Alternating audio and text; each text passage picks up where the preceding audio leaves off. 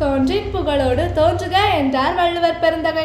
அவற்றிற்கேற்ப வாழ்ந்த அன்னை தெரசாவை பற்றி நான் கூறுகிறேன். ஐரோப்பா கண்டத்தில் அல்பேனியா நாட்டில் ஸ்காப்சி என்னும் சிற்றூரில் 1910ஆம் ஆண்டு ஆகஸ்ட் 27ஆம் நாள் சாதாரண குடும்பத்தில் தெரசா பிறந்தார். அவரின் தந்தை பெயர் நிக்கோலஸ், தாயாரின் பெயர் ரோசா. தெரசாவுக்கு பெற்றோர் வைத்த பெயர் ஆக்னஸ் கான்ஸ்கா. இந்த பெயருக்கு மலர் மொட்டு என்று பொருள். அல்பேனியா நாட்டில் பிறந்த தெரசா இந்தியாவில் குழந்தைகள் காப்பகம், முதியோர் காப்பகம் என்று தொழுநோயாளர் இல்லம் என்று 100 கணக்கில் அமைத்து லட்சக்கணக்கான ஏழை மக்களுக்கு தொண்டு புரிந்து இரவா புகழை பெற்றுவிட்டார். ஆக்னஸ் 9 வயது ஆனபோது அவர் தந்தை நிக்கோலஸ் இயற்கை ஏந்தினார். தன் குடும்பத்திற்கு வருவாயை தேட தாயார் ஒரு சிறிய துணிக்கடையை தொடங்கினார். ஆக்னஸ் துணிக்கடையில் தாயாருக்கு துணையாக இருந்தார். 1928 ஆக்னஸுக்கு 18 வயது நிறைவுற்றது.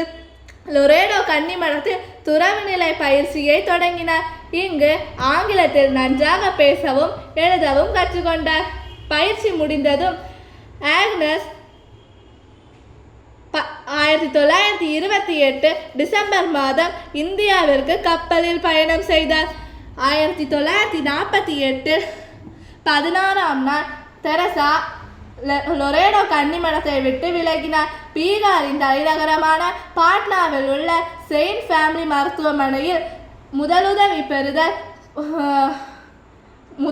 புரிதல், புண்ணை கழுவி மருந்து போடுதல் முதலிய அடிப்படை பணிகளில் பயிற்சி பெற்று பணி செய்ய துவங்கினார். அதன் பிறகு அன்னை தெரசா என்று அழைக்கப்பட்டார். ஏழை குழந்தைகளுக்கு ஊதியம் பெறாமல் குடிசை பகுதிகளில் திறந்தவெளி பாடசாலையில் பாடம் புரிந்தார். அன்னையின் தியாகத்திற்கு ஈடு ஏது? அன்னை தொண்டு என்பது ஒரு குறிப்பிட்ட துறையில் மட்டும் அடங்குவது அன்று, அது பன்முகத்தன்மை கொண்டது. இந்திய தலைநகர் டெல்லியில் உள்ள குழந்தைகள் காப்பகத்தை திறந்து வைத்த மறைந்த பிரதமர் பண்டித நேரு குழந்தைகளை கண்டு ஆனந்த கண்ணீர் வடித்தார். கொல்கத்தாவில் ஹூக்ளி நதிக்கரையில் ஒரு தொழுநோய் மருத்துவமனை நிறுவப்பட்டது. தொழுநோய்க்கென்றே சாந்தி நகர் என்ற காலனியை நிறுவினர். 2005ஆம் ஆண்டு வரை அன்னையின் அறக்கட்டளையால் 120க்கும் மேற்பட்ட தொழுநோய் இல்லங்கள் செயல்பட்டு வருகின்றன. 1964 போப்பாண்டவர் இந்தியாவிற்கு சுற்றுலா பயணம் மேற்கொண்டார். சுற்றுலா பயணத்திற்கென விலை உயர்ந்த காரை அன்னைக்கு போப்பாண்டவர் பரிசளித்தார். அன்னை காரை ஏலம் விட்டு 5 லட்சம் ரூபாயை தொழுநோயாளர் இல்லத்திற்கு அளித்துவிட்டார்.